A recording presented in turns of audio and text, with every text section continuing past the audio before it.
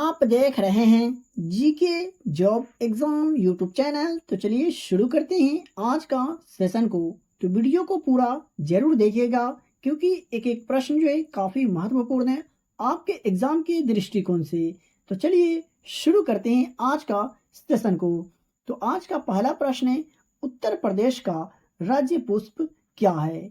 उत्तर प्रदेश का राजकीय फूल जो है निम्नलिखित में से क्या है? ये आपसे प्रश्न पूछा जा रहा है। अगर इसका आंसर आपको याद हो पहले से तो कमेंट बॉक्स में अपना उत्तर जरूर बताइएगा। तो पलाश जो है उत्तर प्रदेश का राजकीय पुष्प है। तो ऑप्शन नंबर डी सही उत्तर हो जाएगा। और बात करें उत्तर प्रदेश की राजधानी की, तो उत्तर प्रदेश की राजधानी है लखनऊ। और लखनऊ कौन सी नदी के तट पर स्थित है? तो गोमती नदी के तट पर। ये भी आप याद रखते हुए चले। देखते हैं आज का दूसरा प्रश्न को। तो पावनार आश्रम के संस्थापक कौन थे? पावनार आश्रम के संस्थापक निम्नलिखित में से कौन थे? तो विनोबा भावे पावनार आश्रम के संस्थापक थे।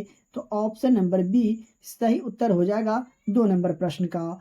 और उनका मूल नाम क्या था? तो विनायक नरहरि भावे विनोबा भावे का मूल नाम था। तो यहाँ से प्रश्न आपसे पूछा जा सकता है कि विनोबा भावे का मूल नाम क्या था? तो विनायक नरहरि भावे विनोबा भावे का मूल नाम था। और बात करें 3 नंबर प्रश्न का, तो भारत में सबसे बड़ा संग्रहालय कहाँ स्थित है? जी हाँ, भारत में सबसे बड़ा संग्रहालय निम्नलिखित में से कौन से शहर में स्थित है? सही आंसर की अगर बात किया जाए तो ऑप्शन नंबर ए सही उत्तर हो जाएगा। कोलकाता में है भारत का सबसे बड़ा संग्रहालय।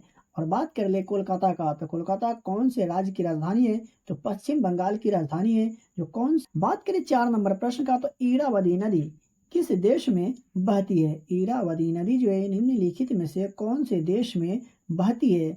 तो इसका सही उत्तर हो जाएगा ऑप्शन नंबर ए, म्यांमार में इरावदी नदी बहती है। और बात करें म्यांमार की राजधानी की, तो नेपदाउ जो है म्यांमार की राजधानी है। और वहाँ की मुद्रा क्या है? तो कयात वहाँ की मुद्रा है। चलिए देख लेते हैं आज का अगला प्रश्न को। बात करें 5 नंबर प्रश्न का, तो कीवी चिड़िया कहाँ पाई जाती हैं? कीवी चिड़िया निम्नलिखित में से कौन से देश में पाई जाती है? तो न्यूजीलैंड में कीवी चिड़िया पाई जाती है। तो इसका राइट आंसर हो जाएगा ऑप्शन नंबर सी। और बात करें आज का 6 नंबर प्रश्न का, तो किसे महामना कहा जाता है? जी हाँ, निम्नलिखित में से किन्हें महामना कहा जाता है? तो इसका सही उत्तर हो जाएगा option number C, Madan Mohan Malaviya को महामना कहा जाता है। और मदन मोहन मालवीय 1909 में भारतीय राष्ट्रीय कांग्रेस के अध्यक्ष बने थे। तो ये भी आप याद रखते हुए चले। यहाँ से प्रश्न आपसे पूछा जा सकता है कि मदन मोहन मालवीय किस वर्ष भारतीय राष्ट्रीय कांग्रेस के अध्यक्ष बने थे? तो 1909 में। दूसरा आपसे प्रश्न ये भी पूछा जा सकता है घुमा करके कि 1909 में भारतीय राष्ट्रीय कांग्रेस के अध्यक्ष कौन बने थे? तो मदन मोहन मालवीय। आई होप कि आपको समझ में आ गया होगा। चलिए देखते हैं आज का 7 नंबर प्रश्न को। तो आज का 7 नंबर प्रश्न है, खिलाफत आंदोलन किस वर्ष में शुरू हुआ था? जी हाँ, खिलाफत आंदोलन किस वर्ष में शुरू हुआ था? तो इसका राइट आंसर हो जाएगा ऑप्शन नंबर सी, वर्ष 1919 में खिलाफत आंदोलन की शुरुआत हुई थी। और बात करें आज का 8 नंबर प्रश्न का, तो सविनय अवज्ञा आंदोलन किसने शुरू किया था? सविनय अवज्ञा आंदोलन की शुरुआत निम्नलिखित में से किसने किए थे? तो अगर आपने चुना है ऑप्शन नंबर डी तो बिल्कुल सही उत्तर है। महात्मा गांधी सविनय अवज्ञा आंदोलन की शुरुआत किए थे। और कब? तो वर्ष 1930 में। तो ये भी आप याद रखिएगा, यहाँ से प्रश्न अक्सर एग्जाम में पूछा जाता है। तो प्रिय विद्यार्थीगण, आप यहाँ तक आ गए और अभी तक अगर आप वीडियो को लाइक नहीं किए तो प्लीज़ वीडियो को लाइक कर दीजिए, क्योंकि वीडियो पसंद आ रहा है आपको तब तो आप यहाँ तक आ गए। और चैनल पर पहली बार आए, ये हमारा वीडियो आप तक पहली बार पहुँचा है तो चैनल को सब्सक्राइब करके बेल आइकन को प्रेस कर लीजिएगा, क्योंकि यहाँ आपको काफ़ी महत्वपूर्ण प्रश्न बताए जाते हैं, पढ़ाए जाते हैं। और यहाँ से प्रश्न आपको अपने एग्जाम में देखने को जरूर मिलेंगे। चलिए बढ़ते हैं अगले प्रश्न की ओर। और बात करें आज का 9 नंबर प्रश्न का, तो किस शहर में बैंक नोट प्रेस स्थित है? जी हाँ, किस शहर में बैंक नोट प्रेस जो है स्थित है? तो इसका राइट उत्तर हो जाएगा ऑप्शन नंबर बी, देवास में है बैंक नोट प्रेस स्थित। और बात कर ले आज का 10 नंबर प्रश्न का, तो उस्ताद बिस्मिल्लाह खान किससे संबंधित है? जी हाँ, उस्ताद बिस्मिल्लाह खान निम्नलिखित में से किससे संबंधित है? तो शहनाई से संबंधित है उस्ताद बिस्मिल्लाह खान। और बात कर ले इनका मूल नाम का, तो कमरुद्दीन खान उस्ताद बिस्मिल्लाह खान का मूल नाम था। तो ये भी आप याद रखें। और बात करें 11 नंबर प्रश्न का, तो दिल्ली की गद्दी पर बैठने वाला अंतिम हिंदू शासक कौन था? जी हाँ, दिल्ली की गद्दी पर बैठने वाला अंतिम हिंदू शासक जो था, कौन था? तो अगर आपने चुना है ऑप्शन नंबर बी, तो बिल्कुल सही उत्तर है हेमचंद्र जो था दिल्ली की गद्दी पर बैठने वाला अंतिम हिंदू शासक था। और बात करें आज मंदिर बिहार के किस जिला में है? जी हाँ, सिंहेश्वर मंदिर जो है बिहार के किस जिला में है? तो इसका सही उत्तर होगा ऑप्शन नंबर ए, मधेपुरा में सिंहेश्वर मंदिर। और आपका जिला किस लिए फेमस है, किसके कारण प्रसिद्ध है, ये आप लोग कमेंट बॉक्स में जरूर बताएंगे। या 13 नंबर प्रश्न का, तो परिदर्शी में डैश का प्रयोग किया जाता है? जी हाँ, परिदर्शी में निम्नलिखित में से किसका प्रयोग किया जाता है? सही उत्तर हो जाएगा ऑप्शन नंबर ए, समतल दर्पण का प्रयोग किया जाता है परिदर्शी में। और परिदर्शी क्या है, चलिए आप लोग समझ लीजिए। तो एक प्रकाशिक यंत्र है जिसके द्वारा प्रेक्षक छिपा रहकर भी अपने चारों ओर के वातावरण को देख सकता है, और इसका उपयोग पनडुब्बी में किया जाता है। तो आई होप कि आपको समझ में आ गया होगा। यहाँ से भी आपको 2 से 3 प्रश्न कवर हो रहे हैं। एक तो ये कि परिदर्शी में किसका प्रयोग किया जाता है, तो समतल दर्पण का। और इसका उपयोग किसमें किया जाता है, तो पनडुब्बी में किया जाता है। चलिए देख लेते हैं आज का अगला प्रश्न को। बात करें आज का 14 नंबर प्रश्न का, तो 1857 के विद्रोह के दौरान कुंवर सिंह किस स्थान के नेता थे? जी हाँ, वर्ष 1857 के विद्रोह के दौरान कुंवर सिंह किस स्थान के नेता थे? सही उत्तर हो जाएगा ऑप्शन नंबर डी, बिहार। जी हाँ, 1857 के विद्रोह के दौरान वीर कुंवर सिंह किस स्थान के नेता थे? तो बिहार के। चलिए देख लेते हैं आज का अगला प्रश्न को। और बात करें आज का 15 नंबर प्रश्न का, तो कौन सा सोडियम का अयस्क है? जी हाँ, निम्नलिखित में से कौन सा जो सोडियम का अयस्क है, ये आपको पहचान करना है। सही उत्तर होगा ऑप्शन नंबर ए, बोरेक्स जो है सोडियम का अयस्क है। और सोडियम की परमाणु संख्या कितना होता है, तो 11। तो ये भी आप नोट करते हुए चले। देख लेते हैं आज का 16 नंबर प्रश्न को। तो लीपू लेख दर्रा भारत के किस राज्य में है? जी हाँ, लीपू लेख दर्रा जो है निम्नलिखित में से कौन से राज्य में स्थित है? तो अगर आपने चुना है ऑप्शन नंबर सी, तो बिल्कुल सही उत्तर है उत्तराखंड में है लीपू लेख दर्रा। 17 नंबर प्रश्न का, तो स्वर्ण सिंह समिति डैश से संबंधित है? जी हाँ, स्वर्ण सिंह समिति का जो संबंध है निम्नलिखित में से किन से है? तो इसका राइट आंसर होगा ऑप्शन नंबर बी, मौलिक कर्तव्य से स्वर्ण सिंह समिति का संबंध है।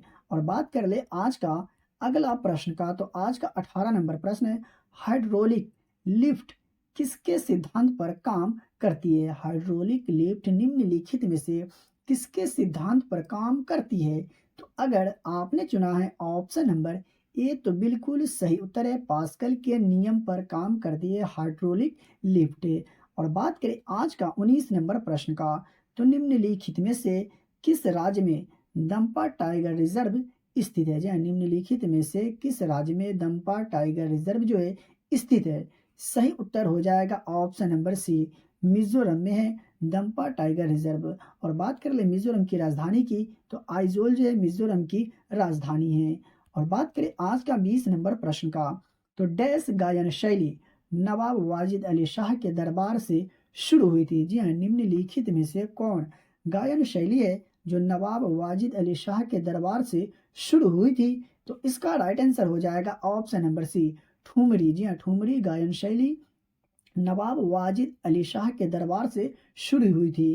तो ये आप याद रखिएगा। चलिए देख लेते हैं आज का 21 नंबर प्रश्न को।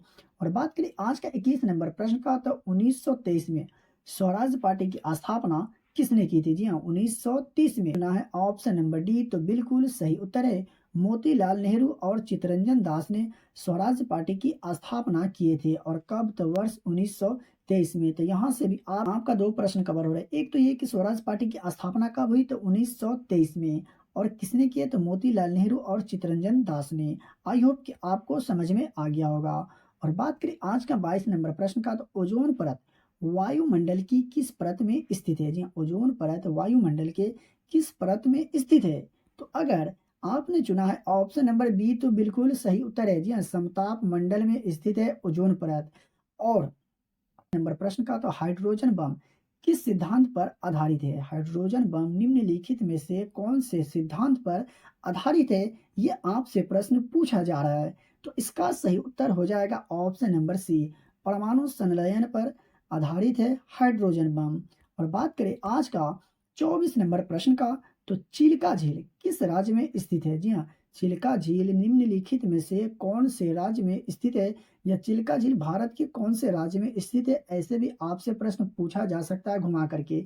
तो आपको बिल्कुल भी कंफ्यूज नहीं होना है। सही उत्तर हो जाएगा ऑप्शन नंबर सी, उड़ीसा राज्य में स्थित है चिल्का झील। और उड़ीसा की राजधानी कहाँ है? तो भुवनेश्वर। आई होप कि आपको पहले से जरूर याद होगा। बात कर ले आज का 25 नंबर प्रश्न का, तो चौरी चौरा कांड कब हुआ था? जी हाँ, चौरी चौरा कांड कब हुआ था? सही उत्तर होगा ऑप्शन नंबर सी, 4 फरवरी 1922 को चौरी चौरा कांड हुआ था। तो आप याद रखें 26 नंबर प्रश्न का, तो क्वांटम सिद्धांत को किसने प्रतिपादित किया? जी हाँ, क्वांटम के सिद्धांत को निम्नलिखित में से किसने प्रतिपादित किया? तो इसका सही उत्तर हो जाएगा ऑप्शन नंबर बी। जी हाँ, मैक्स प्लैंक ने क्वांटम सिद्धांत को प्रतिपादित किया था। और देखते हैं आज का 27 नंबर प्रश्न को, तो राष्ट्रीय खाद्य सुरक्षा अधिनियम निम्नलिखित में से किस वर्ष में पारित किया गया था? जी हाँ, राष्ट्रीय खाद्य सुरक्षा अधिनियम को निम्नलिखित में से किस वर्ष में पारित किया गया? तो इसका सही उत्तर हो जाएगा ऑप्शन नंबर बी, वर्ष 2013 में राष्ट्रीय खाद्य सुरक्षा अधिनियम को पारित किया गया था। और बात कर ले आज का 28 नंबर प्रश्न को, तो आज का 28 नंबर प्रश्न है राष्ट्रपति द्वारा लोकसभा में मनोनीत सदस्यों की संख्या है। जी हाँ, राष्ट्रपति द्वारा लोकसभा में मनोनीत सदस्यों की संख्या जो है निम्नलिखित में से कितनी है? तो आपको बिल्कुल भी कंफ्यूज नहीं होना है। इसका सही उत्तर हो जाएगा ऑप्शन नंबर ए यानी 2। जी हाँ, राष्ट्रपति द्वारा लोकसभा में मनोनीत सदस्यों की संख्या कितनी होती है? 2। और भारत के संविधान के अनुच्छेद 331 के तहत राष्ट्रपति के पास एंग्लो इंडियन समुदाय से 2 सदस्यों को लोकसभा में मनोनीत करने की शक्ति है।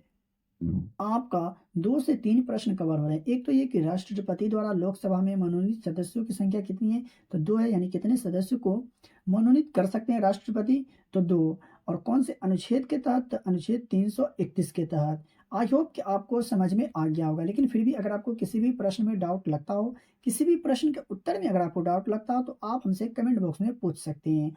और बात करें आज का 29 नंबर प्रश्न का, तो निम्नलिखित में से किसे भूरा कोयला कहा जाता है? जी हाँ, निम्नलिखित में से किसे भूरा कोयला कहा जाता है, ये आपको पहचान करके बताना है। तो इसका राइट आंसर हो जाएगा ऑप्शन नंबर डी, लिग्नाइट को। जी हाँ, लिग्नाइट कोयला को भूरा कोयला के नाम से जाना जाता है, भूरा कोयला कहा जाता है। और कोयले को कितने भागों में विभाजित किया जाता है? तो 4 भागों में, ये भी आप याद रखिएगा, बिटुमिन, एंथ्रासाइट और लिग्नाइट और पीट। आई होप कि आपको जरूर याद रहा होगा, नहीं याद है तो आप याद रखिएगा। और बात करें 30 नंबर प्रश्न का, तो लेड पेंसिल बनाने में प्रयोग होने वाला पदार्थ कौन सा है? जी हाँ, लेड पेंसिल बनाने में प्रयोग होने वाला पदार्थ निम्नलिखित में से कौन सा है? तो इसका राइट आंसर होगा ऑप्शन नंबर बी, ग्रेफाइट। जी हाँ, ग्रेफाइट का प्रयोग किया जाता है लेड पेंसिल बनाने में। और ग्रेफाइट को काला शीशा और पलबागों के नाम से भी जाना जाता है, तो ये भी आप याद रखिएगा। तो आई होप कि आपको समझ में आ गया होगा। तो प्रिय विद्यार्थीगण, आप यहाँ तक आ गए और अभी तक अगर आप वीडियो को लाइक नहीं किए, तो प्लीज़ वीडियो को लाइक कर दीजिए। और चैनल पर पहली बार आए हैं, हमारा वीडियो आप तक पहली बार पहुँचा है, तो चैनल को सब्सक्राइब करके बेल आइकन को प्रेस करें। और इस वीडियो को ज़्यादा से ज़्यादा अपने दोस्तों और रिलेटिव में भी शेयर जरूर करें। इसका पीडीएफ अगर आप लेना चाहते हैं, तो वीडियो के डिस्क्रिप्शन में दिए गए टेलीग्राम चैनल लिंक को ज्वाइन करें और डेली के वीडियो का फ्री में पीडीएफ प्राप्त करें। तो चलिए मिलते हैं फिर से नए वीडियो में।